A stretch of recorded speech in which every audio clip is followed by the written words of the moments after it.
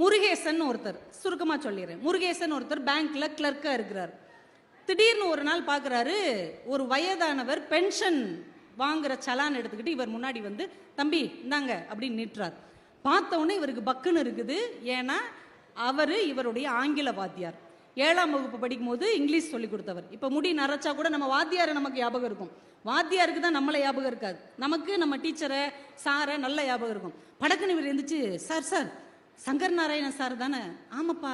நீங்க யாரு? சார் நான் தான் சார் முருகேசன், உங்ககிட்ட 7ஆம் கிளாஸ் படித்தேன். அப்படியாப்பா, பேங்க்ல வேலை பார்க்குறியா? சந்தோஷம்ப்பா. டீ எல்லாம் கொடுத்து பேசிக்கிட்டு இருப்பார்.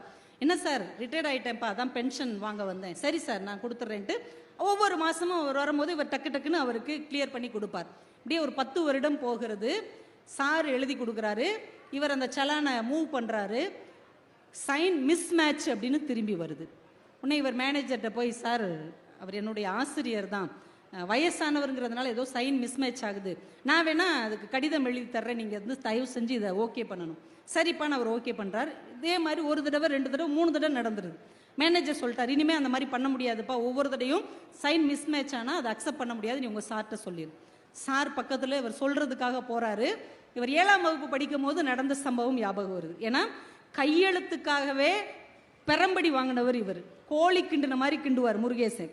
அந்த வாத்தியார் முட்டியிலே அடிச்சிருக்கிறார். டே இப்படிலாம் எழுதுனா எவன்டா உனக்கு மார்க் போடுவான்? ஹேண்ட் ரைட்டிங் அழகா இருந்தா தான்டா தலையெழுத்து அழகா இருக்கும். பாரு சார் எப்படி எழுதுறேன்னு போர்டில் அவர் எழுதி போட்டாருன்னா அந்த சேர்த்தெழுத்து அப்படியே ஜீனி முட்டாயை அப்படியே வளைச்சு வளைச்சு விட்டா எப்படி இருக்கும், அது மாதிரி கண்ணுல ஒத்திக்கிற மாதிரி இருக்கும். அப்படி ஒரு எழுத்துக்கு சொந்தக்கார ஆசிரியர்கிட்ட கோழி கிண்டுன மாதிரி கிண்டுன முருகேசன் உங்க கையெழுத்து சரியில்லைன்னு எப்படி சொல்றது? தயங்கி தயங்கி, சார் நீங்க ஏடிஎம்லேயே எடுத்துக்கலாமே சார், இல்லைன்னா உங்க பையன்கிட்ட கூட சொல்லி ஏடிஎம்ல எடுக்க சொல்ல. இல்லப்பா, எனக்கு வர்ற பணத்தை நான் தானே வந்து வாங்கணும். சார் சொல்லுப்பா, என்ன சைன் கொஞ்சம் என்ன என்ன சைன், அந்த எண்ணு சரியா வரல. எண்ணு சரியா வரலையா? எனக்கு சரியா வரலையா? இல்லை நீங்க கையெழுத்துல சரியா வரல. திரும்ப ஒரு பேப்பர் எடுத்து போட்டு போட்டு போட்டு பார்க்காரு, அந்த எண்ணு வரவே மாட்டேங்குது. இப்போ மேனேஜரும் இவரும் கலந்து பேசி அவரை கூப்பிட்டு, சார் தப்பாக நினச்சிக்காதீங்க, நீங்கள் பேசாமல் கை நாட்டு வச்சிடுறீங்களா? கை நாட்டு வச்சுட்டா பிரச்சனை இல்லை. இப்போ நான் இங்கிலீஷ் வாத்தியா இருப்பா, அப்பயுமே நான் பிஏ பிடி படித்து அசிஸ்டன்ட் ஹெட் மாஸ்டராக இருந்து ரிட்டையர்ட் ஆனவன்ப்பா, என்னைய போய் கை நாட்டு வைக்க சொல்கிறா? இல்லை சார் அது ஒன்றும் தப்பு இல்லை சார், உங்களுக்கு கை நடுங்குது இல்லை? இல்லை நான் வேணா வீட்டுக்கு போய் 1 வாரம் நல்லா ப்ராக்டிஸ் பண்ணிவிட்டு அப்புறமேட்டி வரட்டுமா அப்படிங்கிறாரு. இவங்களுக்கு என்ன சொல்லனே தெரியல. இப்போ ஆசிரியரோட மகன் வர்றான், என்ன பிரச்சனை? இல்லை சார் கை நாட்டு வச்சா பிரச்சனை தீர்ந்துடும். எப்பா கை நாட்டு வச்சு தொலைப்பா, உன் கூட பெரிய ரோதனையா போச்சு, என்னைக்கோ ஒரு நாள் நீ வாத்தியாரா இருந்தா அதை சொல்லி சொல்லி காமிச்சிட்டே இருப்பியா, கை நாட்டு வச்சுட்டு வா அப்படின்னு கோமா சொல்லிட்டு வாசலுக்கு போயிடுறான். அவருக்கு மறுத்தே பேச முடியல. இவர் எடுத்து அந்த ஸ்டாம்பை கொடுக்குறாரு. இவர் கையை அப்படி உருட்டி அதில் கை நாட்டு வைக்கிறார். அந்த ஆசிரியருடைய கண்ணீர் துளியும் அதில் சேர்ந்தே விழுந்தது.